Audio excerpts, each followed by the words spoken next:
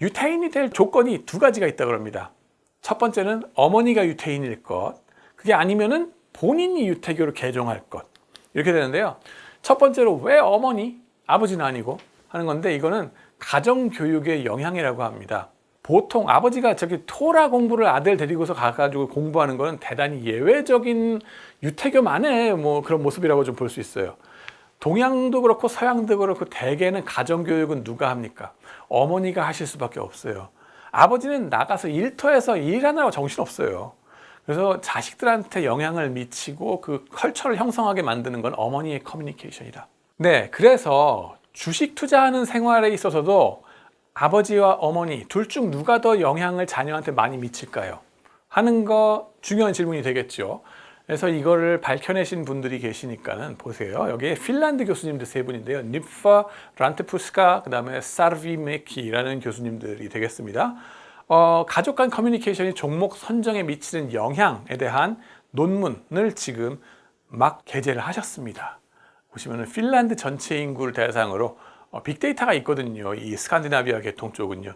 그러다 보니까 2004년부터 8년까지 기간 동안에 자녀 18세 이상, 그리고 아버지와 자녀 페어로 21만, 그다음에 어머니와 자녀 페어로 19만 쌍의 데이터를 가지고 붙여놓고서 비교를 한 겁니다.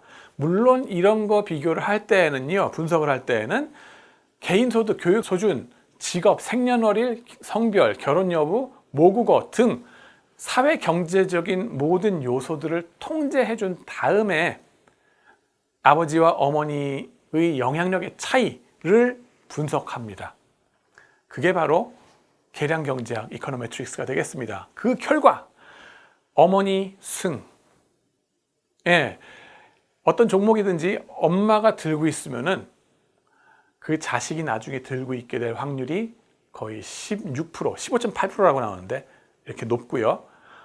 아버지가 들고 있을 경우 애들이 들고 있게 될 확률은 12.2%. 그래서 이 두 개가 통계적으로 유의미한 차이를 보이더라.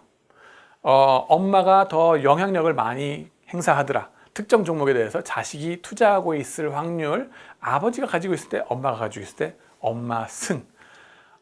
그리고요, 이것의 또 다른 시사점은 뭐냐 하면은, 한 종목이 폭망하면은 부모 자식들 모두 폭망한다는 겁니다. 뭐냐 하면은 가족 내에서도 포트폴리오에 다변화가 있어야 되겠죠.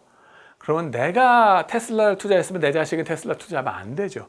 그런데 테슬라에 둘 다 투자를 해서 결국 몰빵 테슬라가 되는, 그래서 머스크가 딴짓 해버리면은 같이 망하는 그런 상황으로 간다는 겁니다. 그래서 이러지 마시라는 게 두 번째 임플리케이션이 되겠습니다. 자, 다시 유태교 얘기로 돌아와서요. 엄마의 영향력이 절대적인 거를 벌써부터 알고 있었다 하는 거고요. 그 다음에는 유태인이 되는 또 다른 방법은 본인이 유태교로 개종하는 거랍니다. 즉 유럽 사람 입장에서는 기독교잖아요. 근데 기독교에서 유태교로 본인이 개종을 해야 되는 거예요. 근데 개종한다고 하는 게 그렇게 말처럼 쉽지가 않습니다. 특히 남자분한테는 더 그렇다는 거예요.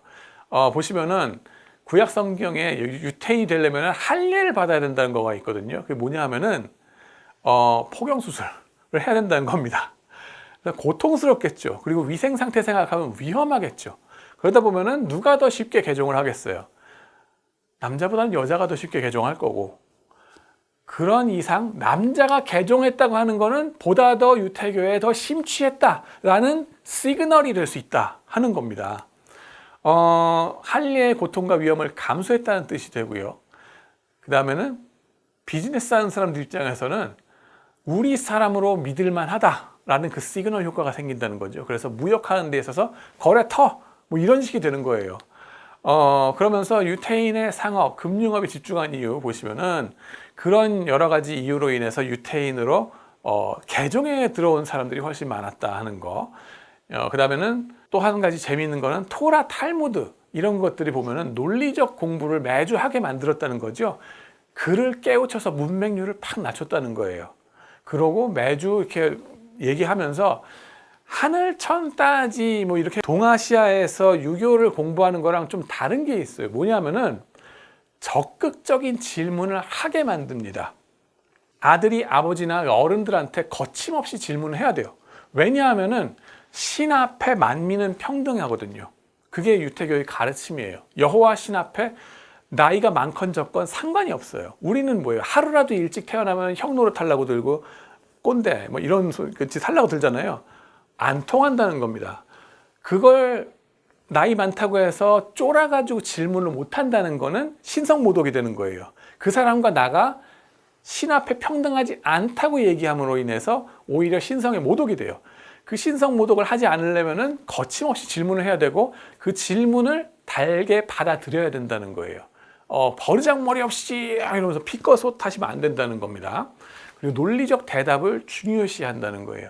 그렇게 해서 논리력을 키워나가게끔 매주 훈련을 했다는 겁니다. 여러분들 하브루타 교육이 중요하다 어쨌다 이렇게 많이들 닮아가려고 그러시잖아요. 내지는 우리가 마치 유태인과 똑같은 그런 지능이 막 높다 뭐 이렇게 착각하시는 분들 많은데 아닙니다. 우리나라의 컬처나 아시아의 권위주의적인 컬처는요. 유태교하고는 완전 상극이라고 보시면 돼요. 그리고 저걸 따라한다는 게 정말 힘들지만 해야 되는 일이다 하는 것도 동시에 말씀드립니다. 그 다음에 무역 관련 법률 관계의 쟁송들의 더욱더 유리한 구조가 되겠죠. 논리적으로 따져가지고 변론을 해야 되니까. 그래서 로스쿨 준비하는 분들 내지는 로스쿨 시스템 자체가 유태인들의 그 구조에 맞다는 거가 되겠습니다. 자, 그 다음에는 중세 사회에서 왜 유태인들이 금융업으로 이렇게 그리고 현지 민중들의 체제에 끼어들어가지 못했는가 하는 거에 대한 대답은 여기 나옵니다. 봉건 제도를 보시면요, 왕이 있고 제후가 있고 기사가 있고 농노가 있죠. 절대 다수는 농노 90% 이상 그랬겠죠. 농노들 노예예요. 이건 누구냐면은 제후나 기사들한테 소속된 물건이라고 보시면 돼요. 인권이고 뭐고 없습니다. 그때에 영주님이 그죠? 주인님이 농노들한테 어이 얘들아 나가서 오늘 똥 좀 치워라 막 이러면은 농노들 어떻게 하겠어요? 예이 이러면서 무조건 섬겨야 돼요. 절대 복종. 유태인들은요? 내가요? 그걸요? 왜요? 하면서 물어보게 되는 거예요. 지금 MZ세대 3요 갖고서 위에 분들 피가 거꾸로 솟으시는 거 경험한다 그러시는데 그 당시에 영주들이 피꺼서 했겠죠. 유태인들이 버겁단 말이에요. 뭐냐면은 얘네들은 논리적일 뿐만 아니라 글자도 잘 읽어. 기본적으로 바이링규얼 두 개의 언어를 합니다. 자기네들 히브리 언어 얘기를 하고 읽을 줄 알고 그 다음엔 독일이면 독일어, 프랑스면 프랑스어를 다 해. 나보다 똑똑한 데다가 논리적으로 덤벼드네. 피가 거꾸로 섰는데 이걸 어떻게 하지?